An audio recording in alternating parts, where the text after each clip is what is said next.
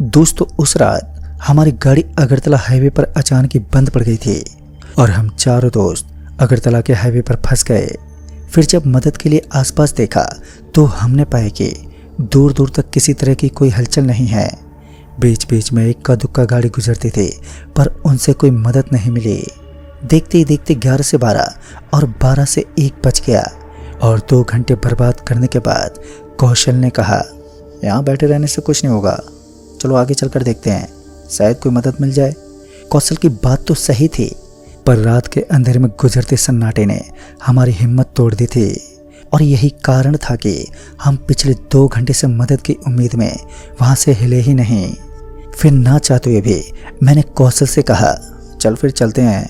और ये बोलकर मैं और कौशल दीपेश और कनिका को गाड़ी के पास छोड़कर मदद के लिए चल पड़े। तकरीबन 20 से 25 मिनट चलने के बाद भी हमारे हाथ में रात का अंधेरा और गूंजता हुआ सन्नाटा ही लगा।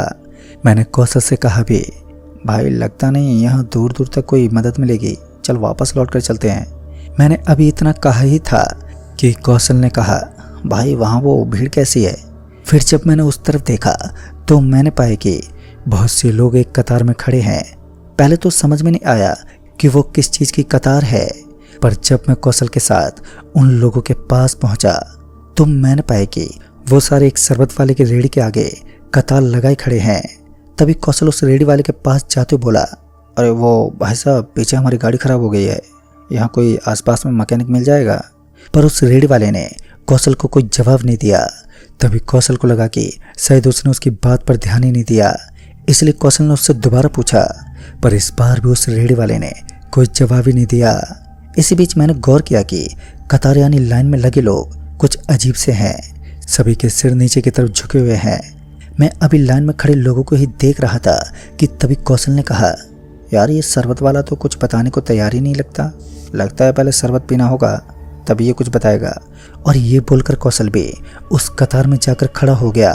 पर मुझे लगा कि यहाँ से निकलने में ही भलाई है। तभी मैं आहिस्ते से कौशल के पास गया और उसके कान में धीरे से बोला, भाई मुझे कुछ ठीक नहीं लग रहा है, चल निकलते हैं यहाँ से। पर मेरी बात सुनने के बाद भी कौशल चुपचाप कतार में ही खड़ा रहा। फिर जब मैंने कौशल का हाथ पकड़कर उसे खींचने की कोशिश की तो उसने मुझे इतनी जोर से धक्का मारा कि मैं बहुत दूर जा गिरा। मैं गुस्से से चीखते उठा और कौशल पर भड़कते बोला, पागल हो गया क्या। मैंने अभी इतना बोला ही था कि तभी मैंने नोटिस किया कि कौशल भी कतार में लगे बाकी लोगों की तरह अपना सिर नीचे झुकाए खड़ा है और वहीं वो शरबत वाला मुझे देखकर मुस्कुराए जा रहा है। उस गुलाबी शरबत वाले की वो डरावनी मुस्कान देखकर मैं इतना ज़्यादा डर गया कि मैं वहाँ से भाग खड़ा हुआ और भागते भागते वापस अपनी गाड़ी के पास पहुँचा, जहाँ कनिका और दीपेश किसी सरदार जी से बात कर रहे थे। जैसे दीपेश की नज़र मेरे पर पड़ी तो दीपेश मेरे पास आते हुए बोला, क्या हुआ भाई, इतना डरा हुआ क्यों है, और कौशल कहाँ है। मैं अभी हाँफ ही रहा था कि तभी उस सरदार ने कहा, कहीं तुम्हारा दोस्त गुलाबी शरबत पीने तो नहीं बैठ गया। उसकी बात सुनते ही मैं उसकी तरफ हैरानी भरी नज़रों से देखते बोला, आपको कैसे पता। मेरे इतना कहते ही सरदार जी एकदम से गंभीर हो गए और फिर भारी आवाज़ में सरदार जी ने कहा, अब तुम्हारे दोस्त के पास सिर्फ आज रात भर का वक्त बचा है, सुबह होते ही वो मर जाएगा। सरदार जी के इतना कहते ही कनिका एकदम से बोल पड़े, सरदार जी आप ये क्या कह रहे हो, आपको ऐसी बातें नहीं करनी चाहिए, वैसे भी आपको कैसे पता कि हमारा दोस्त मर जाएगा। इस पर उस सरदार जी ने आगे बताते हुए कहा, आज से तकरीबन 3 साल पहले मैं और मेरा खलासी इसी हाईवे से 18 पहियों वाली ट्रक जो कि ओवरलोड थी, हम उसे लेकर जा रहे थे। हम पहले 2 दिन का सफ़र तय कर चुके थे और अभी भी 1 दिन का सफ़र बाकी था। सब कुछ सही और वक्त पर हो रहा था। फिर जब हम अगरतला के इस हाईवे पर पहुंचे तो मैंने कुछ देर के लिए ट्रक को हाईवे के किनारे पर लगा दिया। दरअसल मेरी आंखों में बहुत तेज दर्द हो रहा था और उस वक्त तक दर्द इतना बढ़ चुका था कि अब बर्दाश्त से बाहर था। लिहाजा मैं ट्रक को साइड में लगाकर कुछ देर के लिए ट्रक में ही लेट गया। फिर जब कुछ देर के बाद जब मैं उठा तो आंखों को थोड़ा आराम तो मिल गया था, पर मेरा खलासी जितेंद्र ट्रक से गायब था। मैंने जितेंद्र को बहुत आवाज़ दी पर उसका कोई पता नहीं चला। मैंने ट्रक का हॉर्न भी बजाया ताकि ट्रक का हॉर्न सुनकर वो लौट आए, पर जितेंद्र लौटा नहीं। अब ट्रक में बैठे बैठे मुझे 15 मिनट बीत चुके थे और अब मुझे थोड़ी चिंता होने लगी थी। फिर जब मैंने ट्रक से उतरकर हाईवे पर उसे ढूंढने निकला तो कुछ दूर जाने के बाद मुझे एक मोटा आदमी आता हुआ दिखा। फिर जब वो मेरे करीब आया तो उसका चेहरा देखकर मैं हैरान हो गया। दरअसल वो मोटा आदमी कोई और नहीं बल्कि मेरा खलासी जितेंद्र था, पर उसका पेट इतना फूल चुका था कि उसके शर्ट के बटन भी बस टूटने के कगार पर थे। मैं अभी उसकी बदली हुई हालत को देख ही रहा था कि तभी जितेंद्र रोते बोला, उस्ताद उस्ताद मुझे बचा लो, मेरा पेट अपने आप ही बड़ा होता जा रहा है, मेरा पेट फट जाएगा। फिर जब मैंने पूछा कि आखिर तेरा पेट अपने आप ही कैसे फूलने लगा तो इस पर जितेंद्र ने बताया कि उस्ताद जब आप ट्रक में लेटे थे तो मैं कुछ देर के लिए ट्रक से उतरकर बाहर की तरफ टहलने लगा। तभी टहलते मेरी नज़र एक रेडी वाले पर पड़ी जो कुछ बेच रहा था। मुझे लगा समोसा पकौड़ी वाला है, तो ये सोचकर जब मैं उस रेडी वाले के पास पहुंचा तो मैंने पाया कि वो समोसा कचौड़ी तो नहीं पर गुलाबी शरबत बेच रहा है। और फिर जब मैंने वो गुलाबी शरबत पीकर उस शरबत वाले से पूछा कि कितने पैसे हुए तो वो पेट को देखकर अजीब ढंग से मुस्कुराने लगा। फिर जब मैंने अपनी पेट की तरफ देखा तो मुझे लगा कि मेरा पेट पहले से थोड़ा बड़ा हो गया है। इससे पहले मैं कुछ समझ पाता कि वो शरबत वाला वहाँ से जाने लगा और मेरे लाख पूछने पर भी उसने कुछ नहीं बताया कि मेरे साथ क्या किया है उसने।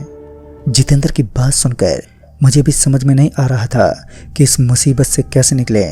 तभी मुझे दयाल काका का ख्याल आया जो तंत्र मंत्र के अच्छे जानकार थे।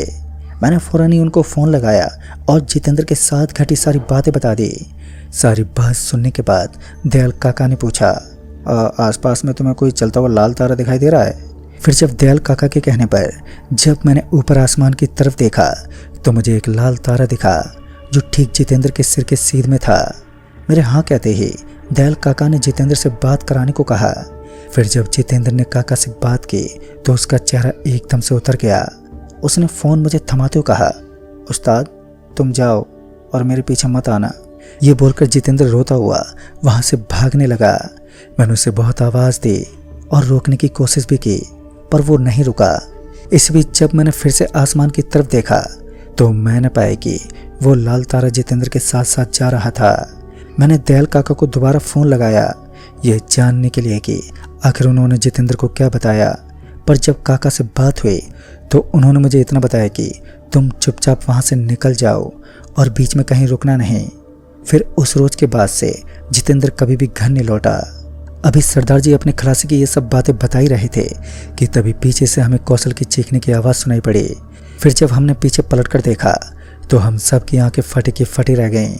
दरअसल कौशल का भी पेट किसी गुब्बारे की तरह फूला हुआ था, यहाँ तक कि उसकी टी शर्ट भी अब फट चुकी थी। अभी मैं कौशल के फूले पेट को ही देख रहा था कि सरदार जी ने आसमान की तरफ इशारा करते हुए कहा, देखो वो लाल तारा। सरदार जी के कहते ही जब हमने आसमान में देखा तो सच में एक लाल तारा कौशल के सीध में नजर आया। तभी कौशल रोते बिलखते हुए बोला, देखो ना भाई मुझे क्या हो गया है, जब से मैंने वो गुलाबी शरबत पी है मेरा पेट फूलता ही जा रहा है, कुछ करो नहीं तो मेरा पेट फट जाएगा। कौशल की वो दर्दनाक हालत देखकर मेरे साथ दीपेश और कनिका की आंखें भी अब भर आई थी, पर हम चाहकर भी कुछ नहीं कर सकते थे। अब जो थोड़ी उम्मीद बची थी वो सरदार जी से थी। तभी हम सरदार जी की तरफ उम्मीद भरी नज़रों से देखने लगे। सरदार जी भी समझ गए कि हम उनसे उम्मीद कर बैठे हैं। उन्होंने अपना फ़ोन निकाला और दयाल काका को कॉल किया, पर उनका कॉल उस वक्त लगा नहीं। वहीं कौशल का पेट अब देखते ही देखते और भी बड़ा हो गया। सरदार जी ने कौशल को कहा, बेटा ये जो तुम्हारे सर के ऊपर आसमान में लाल तारा है तुम्हें इसके साथ साथ जाना है। हम लोग तुम्हारे पीछे रहेंगे और तुमको बताते रहेंगे कि क्या करना है। और फिर जैसे आगे बढ़ना शुरू हुआ जितेंद्र उस लाल तारे के पीछे पीछे जाने लगा और हम भी उसके पीछे पीछे जा ही रहे थे, पर हमने 100 से 200 कदम की दूरी बनाए रखी थी। वहीं सरदार जी अभी भी अपने दयाल काका को कॉल लगाने की कोशिश कर रहे थे, पर अब उनका फ़ोन बार बार नॉट रीचेबल आ रहा था।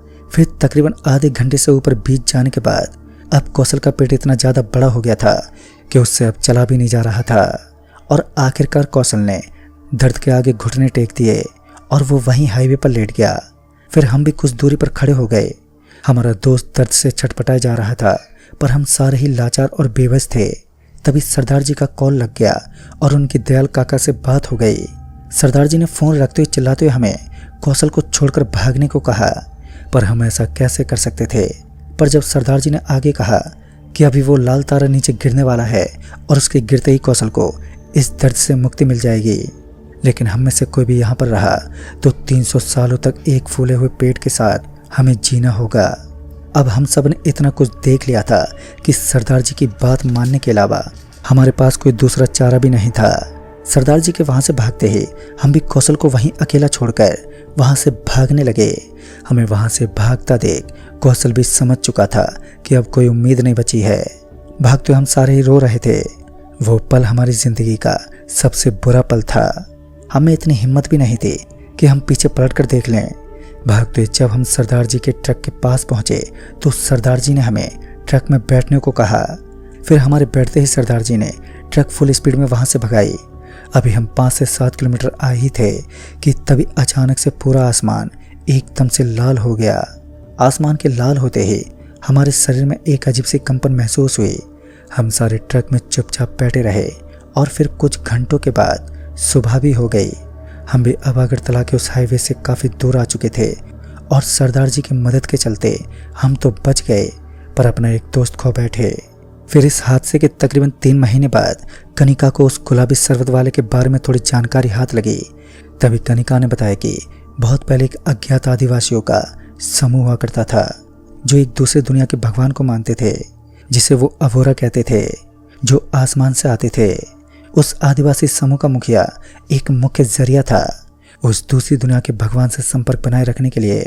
वो एक ऐसा गुलाबी तरल बनाता था जिसे किसी इंसान को पिलाया जाता और उसे पीने के बाद वो तरल उस आदमी के पेट में तेजी से बढ़ने लगता, जो कि उस दूसरी दुनिया के भगवान के लिए प्रसाद के रूप में चढ़ाया जाता था। फिर वक्त के साथ वो अज्ञात आदिवासियों का समूह रहस्य ही बना रहा, पर ऐसी घटनाएं आज भी यहाँ दूर दराज के इलाके में होती रहती हैं। तो दोस्तों, इस कहानी में बस इतना ही।